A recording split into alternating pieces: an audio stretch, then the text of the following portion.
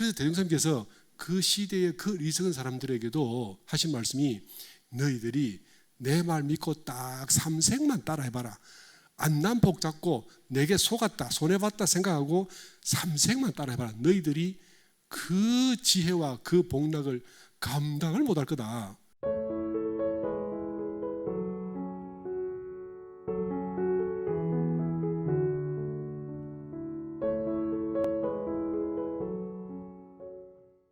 오늘 교화단 법회 마음공부 책자 주제가 마음소 길들이기입니다.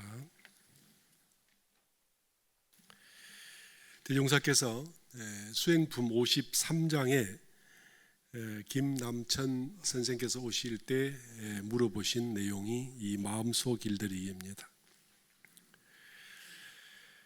내가 일전에 어떤 사람이 소를 타고 가는 것을 보니 사람이 해야 될 가질 당연한 권리를 행사하지 못하고 오히려 소에 끌려서 온갖 고초를 겪는 것을 봤다. 이렇게 해서 시작되는 본문이죠. 저희들은 어렸을 때 온 동네에 소를 길렀고 그 소들이 어떤 소도 함부로 날뛰는 걸 본 적이 없습니다. 그래서 원래 소는 아주 착하고 사람들이 마음껏 부렸어도 되고, 제가 5살, 6살 이럴 때부터 조그마한 해초리를 가지고 소를 때려도 소가 말을 잘 듣기만 하지 한 번도 덤비는 걸 본 적이 없습니다. 그러니까 어릴 때 저희들에게 소는 원래 그런 거라고 생각을 했었죠. 그런데 다들 소를 이제 보셨겠지만 소가 참 말을 잘 듣죠. 강아지는 세게 이렇게 하면 으르렁거려요, 그죠? 근데 소는 그럴까요? 소는요, 참 우리 동네에 조금 험한 사람이 있어서 이렇게 논가리를 하는데 소가 힘이 없어서 잘 못 가니까 이렇게 몽둥이로 때려서 갈비뼈가 부러진 적이 있었어요. 그런데도 소는 덤비지 않습니다. 얼마나 착한지. 참 소가 대단하죠. 그래서 소는 원래 그런 줄 알았어요. 그런데 제가 다들 아시겠지만 뭐 이렇게 디스커버리 같은 이 프로그램 보면 소가 억세죠, 그죠? 제가 사진을 띄워놨는데 소를 타고 다니는 아저씨, 할아버지 저렇게 소가 저렇게 착해요. 근데 저도 어릴 때 소를 타봤습니다. 너무 말을 잘 듣죠. 그런데요, 야생의 소는 어떻습니까? 저런 건 상상도 못하죠. 제가 한번 여쭤보겠습니다. 이 세상에 사람이 다가갔을 때 편하게 사람을 대해주는 그런 짐승이 혹시 있습니까?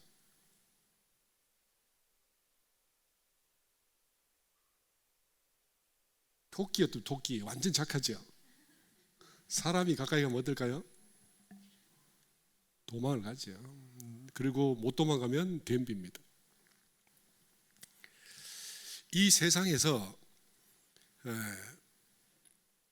순하게 사람들과 다정다감하게 다가오는 그런 동물은 없어요. 어떤 동물도 그런 건 없습니다. 그런데 사람이 가까이 하고 친하고 도와주고 함께하고 이런 짐승들은 사자도 호랑이도 표범도 그렇게 서로 잘할 수가 없어요. 그죠? 한 20년 이렇게 수명이 그거밖에 안 되는데 막 10년씩 떨어져 있다가 사육사 어릴 때 길렀던 호랑이나 사자를 길렀던 옛날 주인이 10년 있다 만났을 때도 호랑이는 너무너무 좋아합니다. 그래서 평화란 어디 있을까? 평화란 사람에게밖에 저는 없다고 생각을 합니다. 그럼 사람은 왜 이렇게 평화롭게 됐을까? 저는 이것이 종교를 잘 안 믿는 사람들이 흔히 말할 때 내가 종교 갈 필요 없어, 내가 착하게 살면 되지, 내가 바르게 살면 되지, 이렇게 이야기를 하지만 이 사람이 바르게 살게 된 근본 뿌리가 저는 성자들에게 있다라고 생각을 합니다. 제가 한번 말씀드린 적 있죠. 우리 동네에서 어릴 때 윗동네로 지나가는 친구들이 항상 그 우리 동네 위 형아들의 괴롭힘을 받고 지나갔어요. 그냥은 못 지나갔습니다. 이게 어릴 때 시골特세가 그런 거죠. 모르는 사람이 지나오면 어떻게 해요? 괴롭혀요. 그냥. 도시 생활을 할 때 사람들이 이렇게 깍쟁이라 그러고 막 그 인정이 메말랐다고 그러고 그러는데 실제로 시골이 그렇지 않습니다. 시골이 어쩌면요 더 이상해요. 이유가 뭐냐? 사람답게 사는 걸 잘 못 봐서 그렇죠. 사람이 사람과 만나고 사람과 어울릴 때 그때 가장 사람답다. 시골이 왜 그러냐? 사람을 많이 못 만났거든요.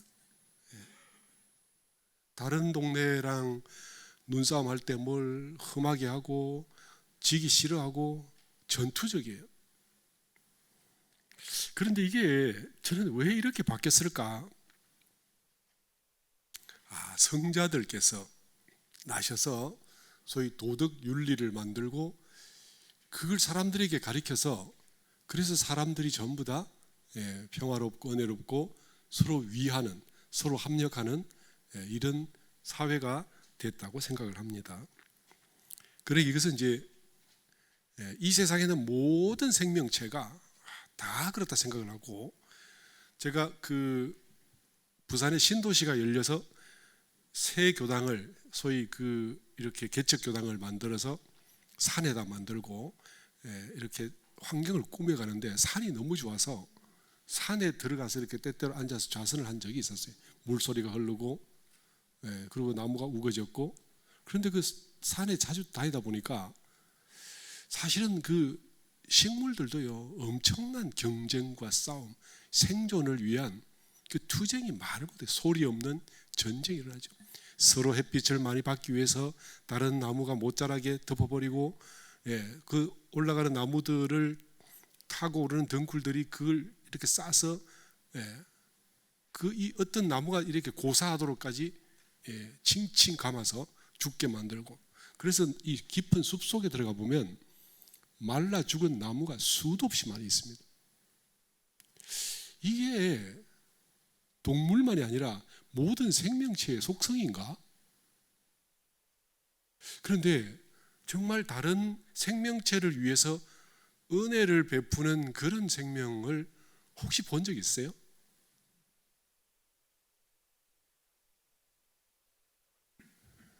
소가요, 길들지 않은 소들 무섭죠.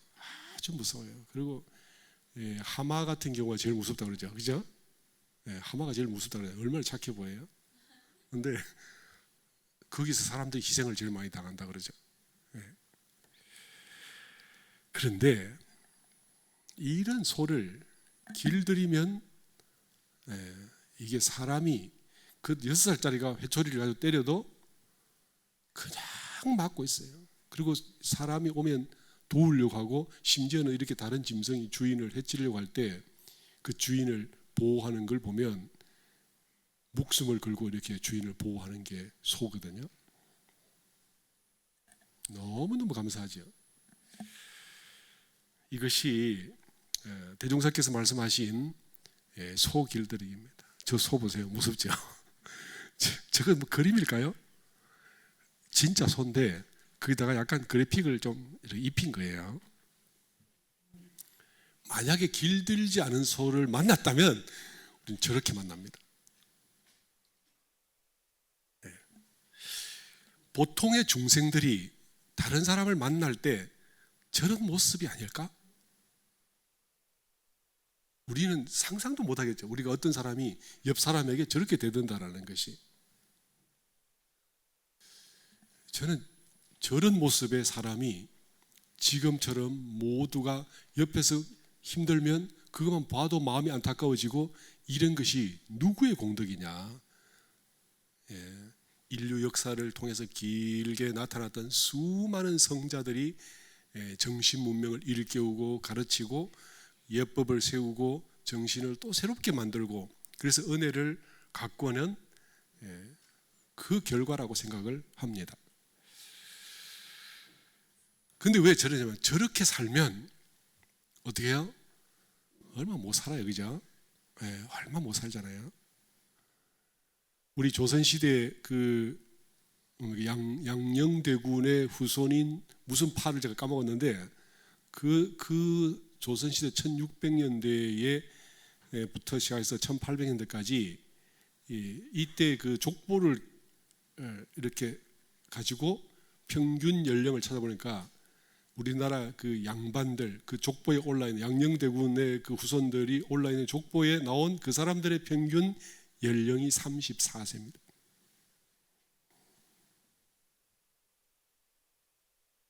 인간 수명이 이렇게 요새 제가 볼 때 90에 가셨다 이러니까 좀 더 사셔도 될 건데 이런 이번에 우리 그 화요일 어떤 지타오님 그 시어머니께서 열반하셨는데 90에 가셨거든요.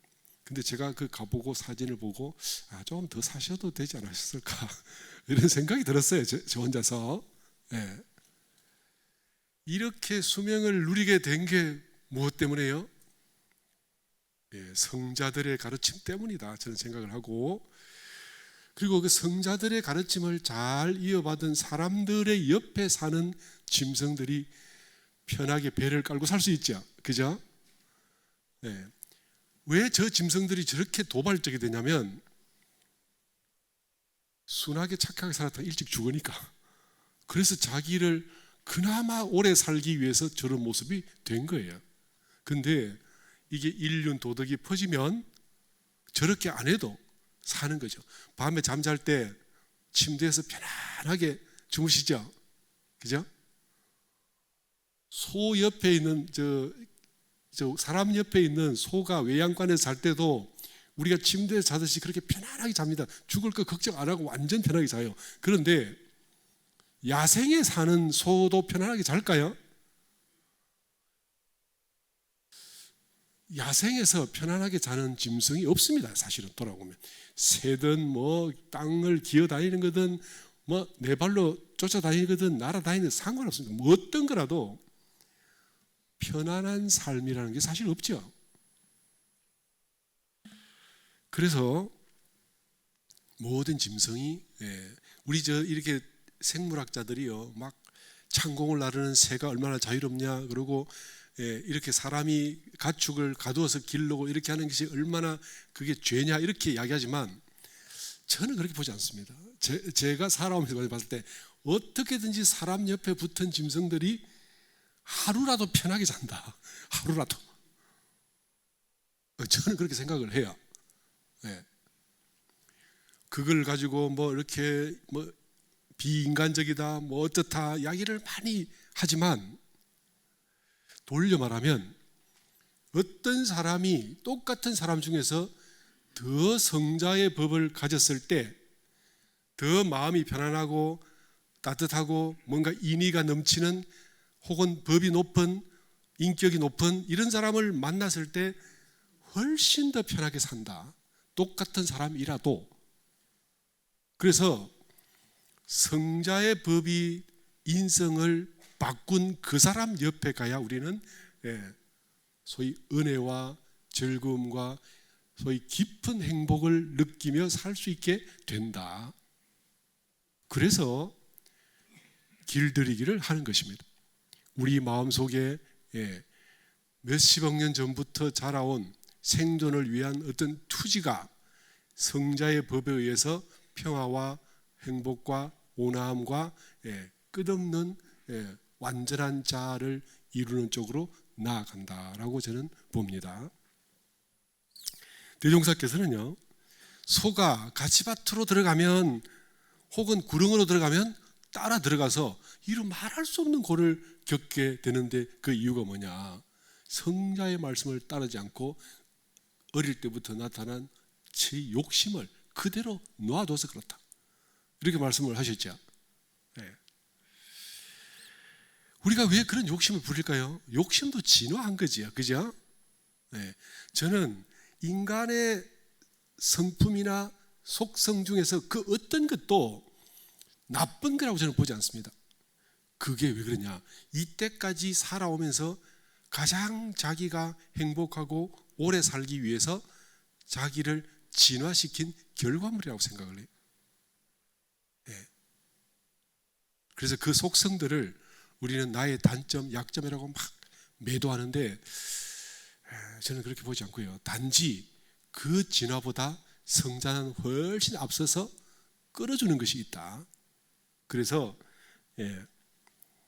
내가 배운 수준, 내가 몸으로 익힌 어떤 본능보다 훨씬 앞서서 성자의 대지혜로 끌어주는 것을 따라가면 그럼 우리에게 훨씬 더 평안하고 은혜로운 것이 나타난다라는, 이렇게 보면 우리가 하루 빨리 종교를 만나야 되죠, 그죠?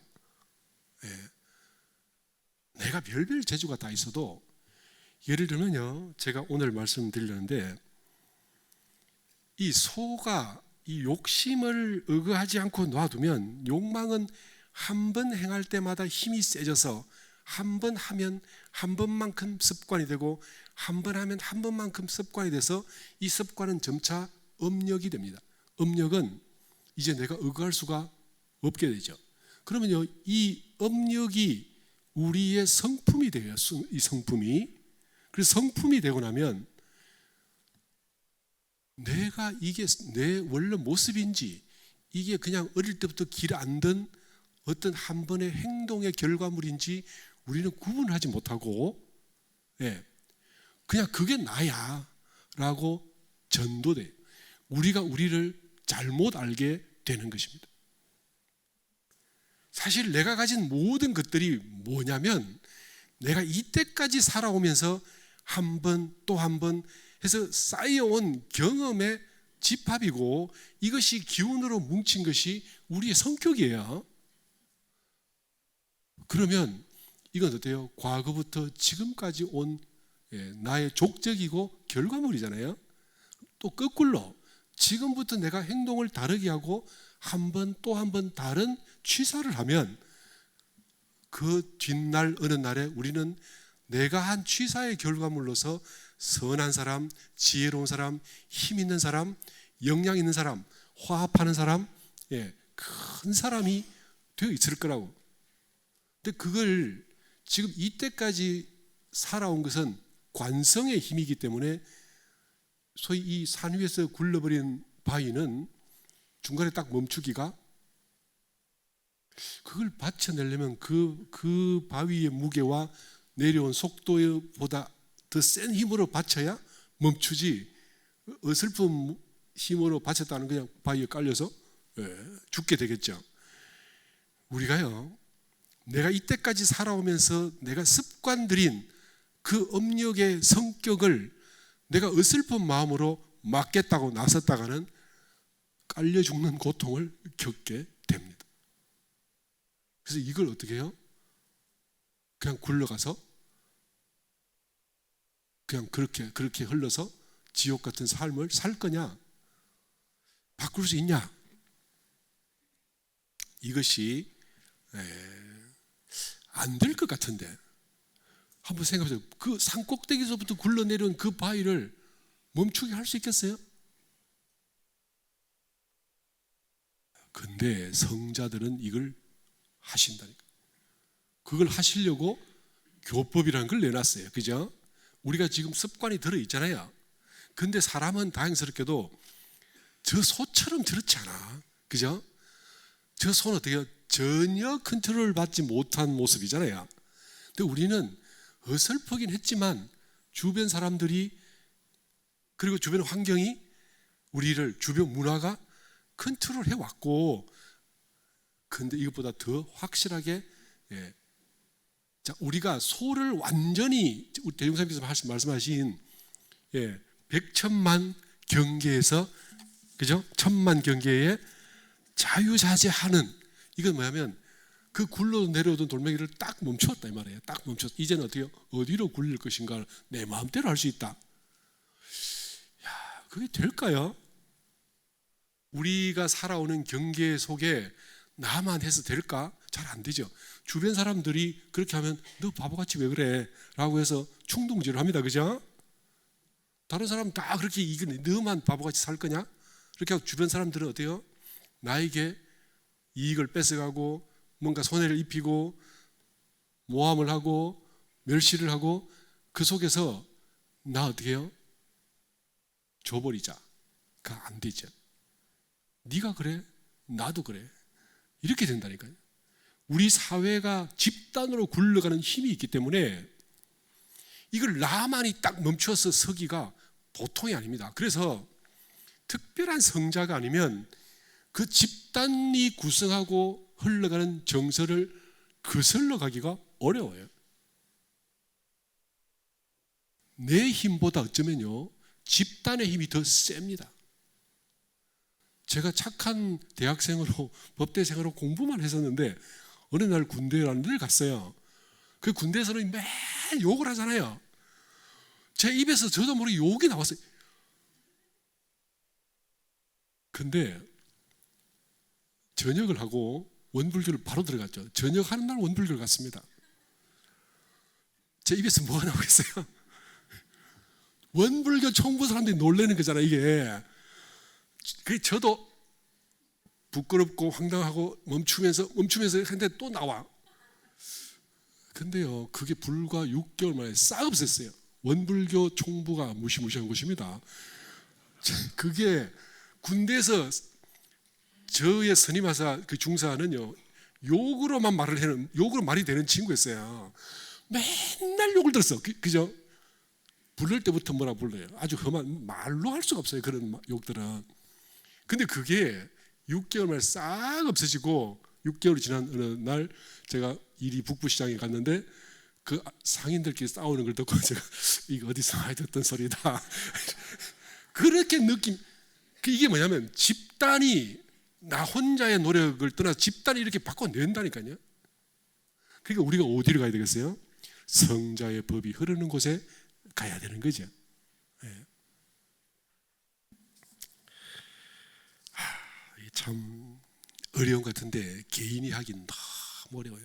그런데 성자들의 도움을 받고 도반들의 도움을 받으면 또한 참 쉬워집니다. 이게 그러니까 우리가 너무 내 힘을 의지하고 나를 너무 믿고 혹은 내 잘못을 너무 자학을 하고 또 다른 사람의 잘못을 그 사람 탓을 너무 세게 할 일이 아니에요.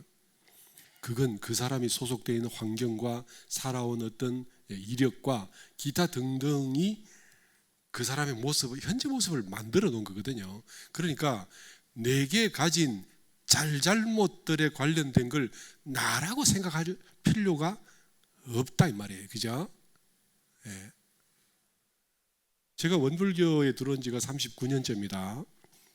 그런데 이제는요 잘난 것도 내 거라고 할 수 없고요 못난 것도 내 거라고 탓할 필요가 없어요. 이제 저는 사람들이 물론 저를 보고 원불교라고 생각을 하기가 쉽습니다. 그죠? 바깥에 나가면 저 사람 원불교 뭐야? 그럼 이제 저를 통해서 원불교를 보겠죠. 그럼 이제 제가 잘해야 되겠다 생각을 물론 합니다. 이건 개인적 생각이에요. 내가 의식하지 못하는 가운데 원불교에서 39년 동안 살은 모습들이 막 나와. 저는 제가 저 사람이 뭘 보는 쪽만 빤하게 내 걸 보여줘. 그죠? 우리가 그러잖아요. 어린애가 꽁이 머리만 그 눈 속에 쳐박고 난 숨었다고 생각을 하는 거지. 우리가 사는 게 그래요. 우리는 내 모습을요 저 사람이 보는데 내가 본다고 생각하는 것만 이렇게 보여주죠. 그러나 상대 쪽이 그렇게 봅니까? 아니잖아요. 내가 못 보는 부분 다 보잖아요. 그러니까 어떻게 해요? 내가 나를 숨길 수가 없어요. 숨기려고 할 필요도 없고 숨겨지지도 않아. 어떻게 해요? 있는 대로 정성껏 살다 보면 그냥 각자가 저의 모습을 보는 거죠. 욕을 들어도 어쩔 수 없고 칭찬을 들어도 잘난 척할 필요가 없다. 이게 아마 모르겠어요. 제가 원불교 우리 교도님들도 강남교당에 몇십 년 살아서 나타난 모습이 그대로 원불교가 교도님들에게 만들어낸 모습인 것처럼 출가 교무도 40년을 살고 나면 이게 원불교가 만들어낸 거지 제 개인의 뭐라고 하기가 어렵습니다. 이게 그러니까 이렇게 바뀌어가는 것, 고정되지 않은 것을 나라고 우기고 자기 정체성을 만들면 안 돼요.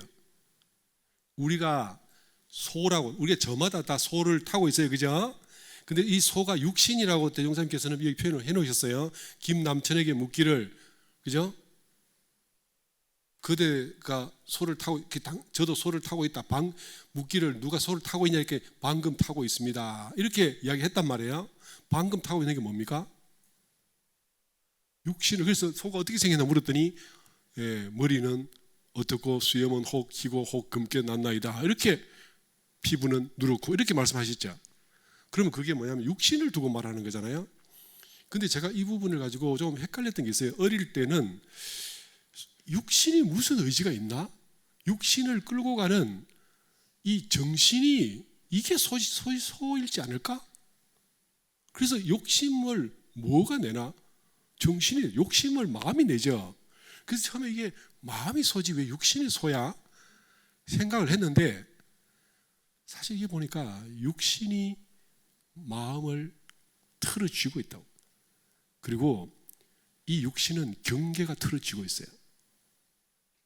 경계가 우리 육신을 꽉 틀어서 육신이 경계로부터 자유로울 수가 없죠. 그리고 정신도 육신으로부터 자유로울 수가 없기 때문에 굳이 그걸 나눌 필요가 없다. 저는 여기서 더해서 우리 사회가 나의 정신을 틀어쥐고 있기 때문에 나의 독특성이라고 하기가 어려워요. 물론 어릴 때 부모가 길러줬고 내가 전생에 지어서 어떤 부모를 만났고 어떤 성격으로 자라서 지금 그 성격을 가지고 원불교에 들어오니까 이렇게 됐다라고 할 수는 있어요. 그죠? 그렇지만 그것도 오래되면 다 바뀝니다. 그래서 실제로 우리의 손은 육신이라 해도 좋고 마음이라 해도 좋다. 그러니까 마음이 맑아지면 얼굴에 나타나잖아요. 그 사람이 악한지 선한지 얼굴에 보이잖아요. 그렇지 않던가요? 다 보이죠. 건천스러운지 깔끔한지 뭐 다 보이더라고요. 다 보여요. 그걸 저 사람 어때라고 굳이 말할 필요가 저는 없다 생각해요. 결국은 그렇게 나타납니다. 그런데 이 모구 십도성은 이제 그 보명선사께서 만드셔서 대종사님께서 여기다가 활용을 이렇게 하셨는데 이 모구 십도성을 보면요, 소를 잘 관리해라 이거잖아요. 그죠? 소를 끌으라, 뭐 못하게 해라, 멈추게 해라 이렇게 하니까 사실 이렇게 소를 멈추고 끌고 시키는 대로 길들이고 묶어놓고 이렇게 하면 어때요? 인생이 사는 게 아니야. 우리 흔히 소는 어쩌라고, 소는 누가 키우라고 이렇게 하는데 소가 좀 자기 마음대로 해야 좀 인생에 낙이 있지. 그렇지 않습니까? 소를 묶어서 꼼짝 못하게 진급은 하겠는데 내가 도대체 왜 살아? 그 생각 안 드세요? 뭔가 좀 즐겁고 싶잖아요. 그죠? 좀 자유롭고 싶고 좀 놀고 싶고. 근데 그걸 묶어놓고 못 먹게 하고 못 입게 하고 뭐 어쩌라고 그래서 우리는 스스로 절제하고 고통을 받기 위해서 태어났습니까? 아니죠. 즐겁고 좀 이렇게 좀 그렇게 살고 싶지 않아요? 근데 원불교는 어떻게 합니까? 못하게. 그래서 이거를 옛날에 요순 시대라는 시대 때 수임금이라는 분이 계셨고 그때에 그 황하강에 큰 홍수가 났어요. 엄청난 물이 쏟아져서 우리가 그 흔히 7년 홍수 9년 대한이라고 말을 하잖아요. 그 7년 동안 끊어지지 않는 계속 비가 내려서 이 비가 그때 이 순임금 시대의 천하를 뒤덮어서 다 죽게 생겼어요. 그래서 이 치수를 하라고 곤이라는 이 사람이 이게 그 신농시의 손자예요. 이 신농시 손자에게 치수를 맡겼는데 이 사람이 주로 쓴 방법이 뭐냐면 막는다는 거죠. 이 뚝을 높이 쌓아서 물이 이렇게 사람과 있는데 농사 짓는데 못 넘어오도록 막았어요. 계속. 이제 비가 계속 오니까 어떻게 됐어요? 뚝이 자꾸 높아지죠. 자꾸 높아지고 결국 어떻게 되겠어요? 터지잖아요. 그죠? 어떻게 되겠습니까? 순임금은 곤이라는 사람을 죽입니다. 그냥 놔뒀으면 질 뻔했을 건데 물이 가득 막혀서 가득 찼다가 터지니까 어떻게 되겠어요? 지금 샨샤댐 같은 게 터지면 어떻게 됩니까? 우한 같은 데 2억 명이 그냥 수몰돼 버린단 말이에요. 그죠? 물론 그 정도 규모는 아니겠지만 이 곤이라는 사람이 그렇게 해서 결국 치수에 실패하면서 죽어요. 그런데 이 곤을 누가 추천했던 사람이 있어. 잘한다고. 이게 조그만한 욕심은 막아진다니까요. 그죠? 근데 7년 동안 비가 계속 내리니까 어떻게 합니까? 못 막잖아요. 그런데 그 다음번에 누가 그걸 맡았냐? 우라는 사람이 맡았어요. 우가 누구냐면 곤의 아들입니다. 그래서 이 곤이 막다가 순임금에게 죽고 우한테 맡겼는데 우임금 어떻게 해요? 차를 쓰는 게 아니라 개를 썼다면 열었어요. 물기를 터줘서 흘러갈 때를 풀어줌으로 인해서 드디어 그 7년 대홍수를 막아내고 거기서 성공하니까 순임금이 우에게 임금 자리를 물려주죠. 그죠? 우리가요 소소한 욕심은 멈추고 스탑시킬 수 있어요. 그런데 이 소를 잘 키우려면 근본적으로 인간이 가진 욕망은 어떻게 할 건데 이거 멈춰질 수 있어요?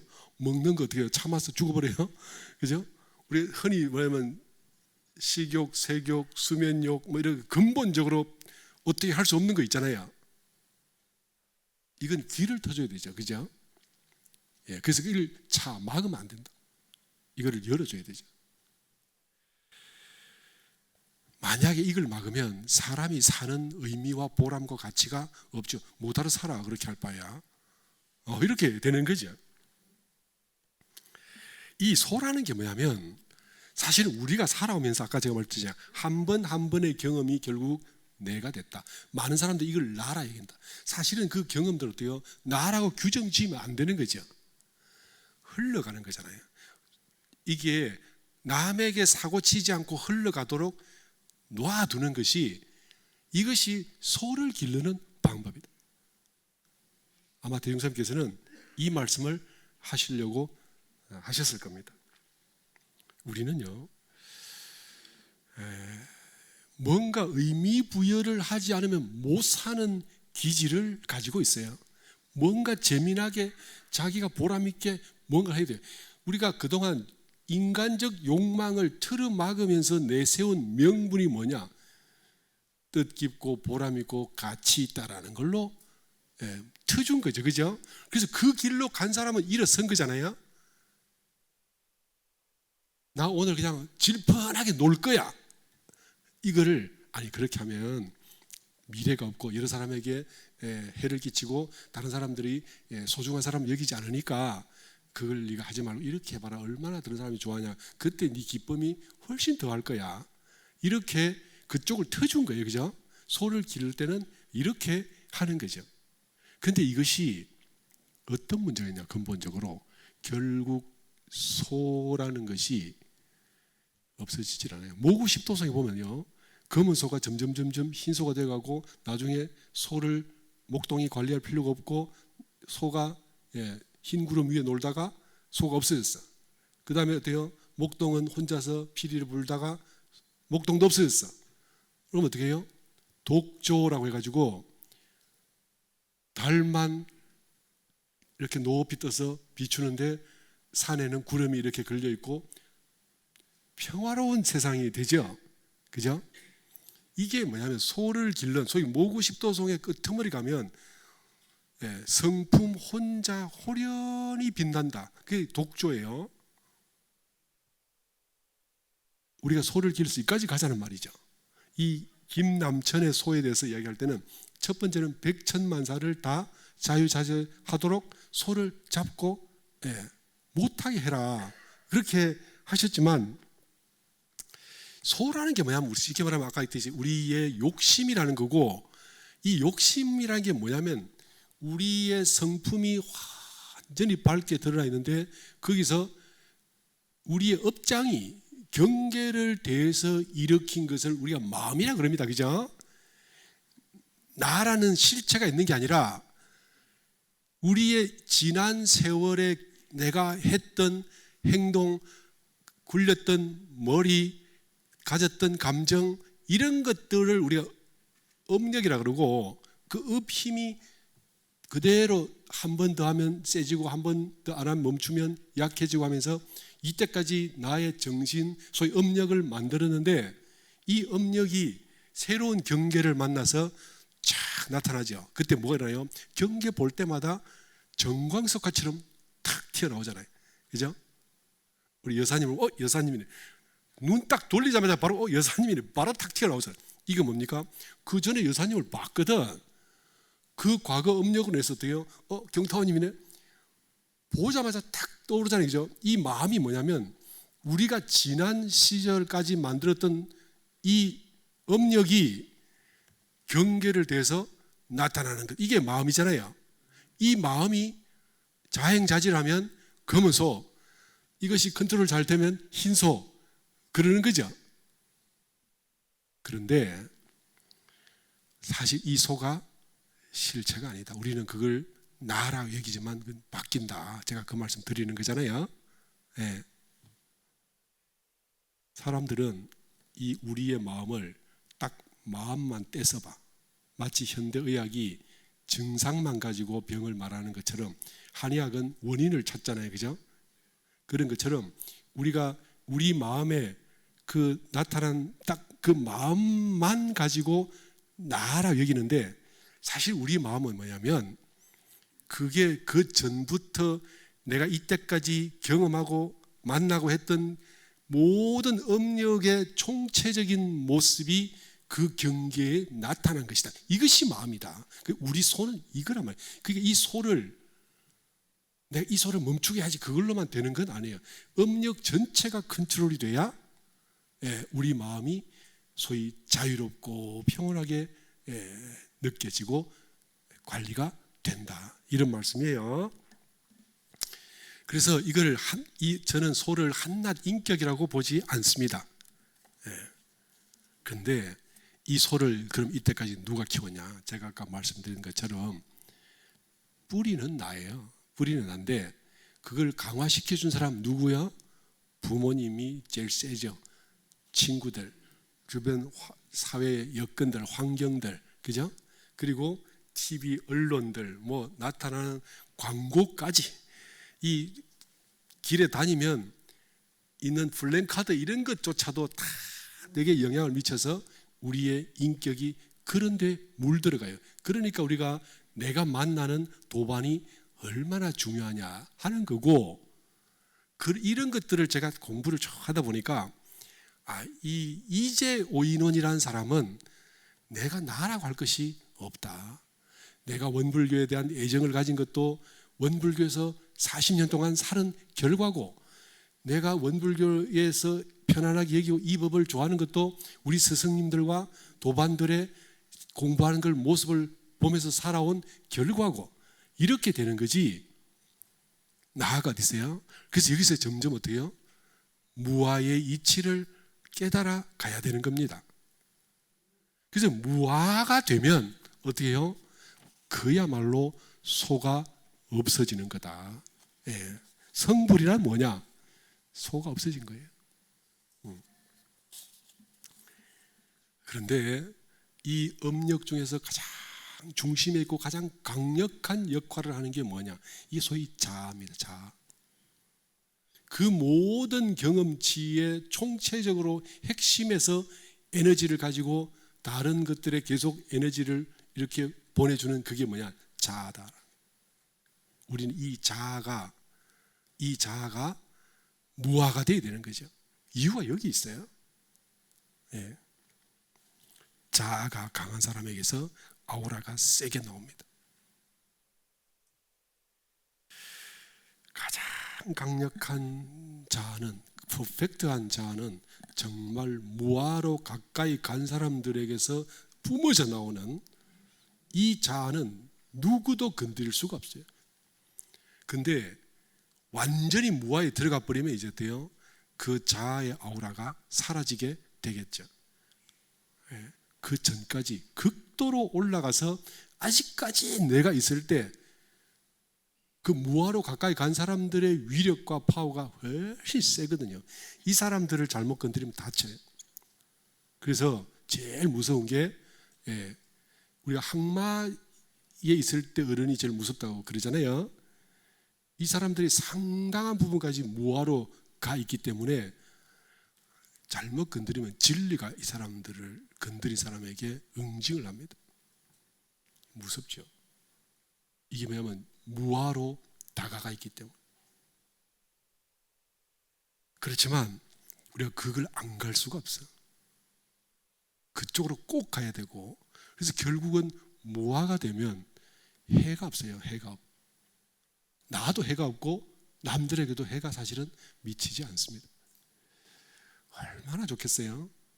꼭 그렇게 돼야 되는데, 마지막으로 이걸 정리만 말씀드리겠습니다.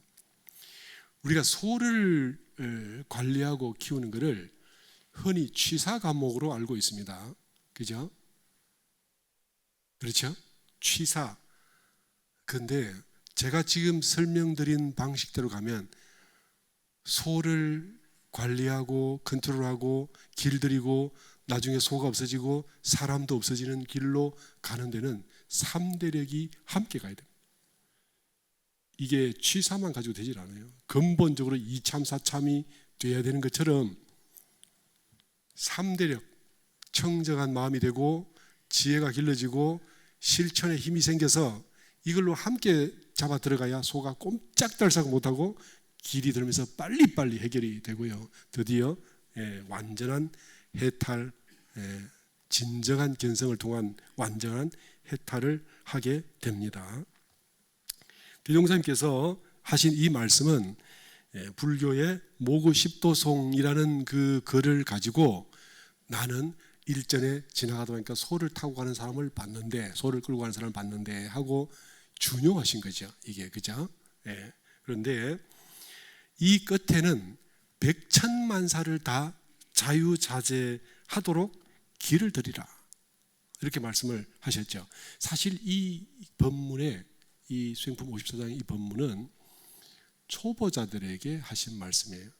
깊은 경지에 가면 소를 들었다 놨다 만들었다 없앴다, 이거 뭐 마음대로 자유자재가 되는 길이 보인다고. 아직까지 불쑥불쑥 솟아나오는 마음들은 있겠지만, 그렇지만 그것이 그때는 별로 걱정이 안 돼요. 왜냐하면 솟아나는 거 놔두면 없어지잖아요. 또 무심하면 또 나타나. 이런 경험들을 많이 하게 되거든요. 그럴 때는 이 소가 뭐냐면 결국은 자아라는 거고, 이 자아가 있을 때 남이 나를 무시하면 화가 나고 막 슬프고 우울하고 이렇게 되지, 무아가 되면, 무아가 다 돼가면 그게 하나도 없죠. 하나도 없습니다. 근데 이제 완전 무아가 안 됐을 때 원리적으로는 알지만, 그죠? 아직까지 소가 있는 상태 아닙니까? 그러니까 이제 누가 나를 해코지하면 화가 났다가 스스로 없애고, 화가 났다가 그래, 그 이유를 살피면 저 사람이 어리석어서 그렇다, 내가 그때 잠시 잘못해서 그렇다, 내 탓도 나타나고 저 사람 탓도 나타나고, 이게 있지만 내 탓도 별게 아니고 저 사람 탓도 별것이 아닌 경지가 와요. 그 다음에가 뭐가 오냐? 진짜 무아가 오게 되고, 이렇게 되면 정말로 백천만사를 자유자재하는 소길 잘 들인 그런 목동이 되고, 이제는 목동마저도 필요 없이 그냥 이렇게 하늘의 달만 독주하는 그런 때가 오게 된다.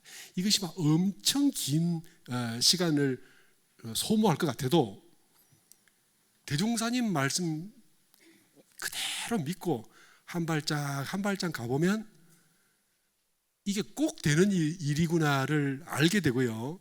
그래서 대종사님께서 그 시대의 그 리석은 사람들에게도 하신 말씀이, 너희들이 내 말 믿고 딱 삼생만 따라해봐라. 안난복 잡고 내게 속았다, 손해봤다 생각하고 삼생만 따라해봐라. 너희들이 그 지혜와 그 복락을 감당을 못할 거다. 그런데 너희들이 한 생 딱 해서 딱 감이 잡히면 그냥 어때요? 그 맛에 취해서, 소가 즐기는 이제 그 맛에 취해서 또 그리 흘러가게 되기 때문에 또다시 이 원불교에 안 오게 되고, 또 너희들이 출가를 안 하게 되고 공부를 안 하게 되면 또 그걸 몇 생 또 낙을 즐기다가 또 다시 어려워져서 다시 오고, 이걸 수도 없이 반복을 하게 된다. 그러니까 그러지 말고 너희들이 내게 속았다 생각하고 한 3생만 해봐라. 이렇게 말씀을 하셨거든요.